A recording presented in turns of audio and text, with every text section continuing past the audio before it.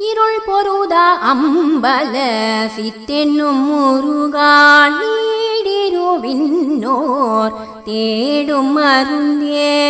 மாண்பொருவாச்சீர் தேசுதரும் சென்னினரும் தீர்த்த விரலோங்க சீதாவா சிறந்தமா இன்பருள் இருள் பொருதா அம்பல சித்தென்னும் முருகாள் நீடிருவின்னோர்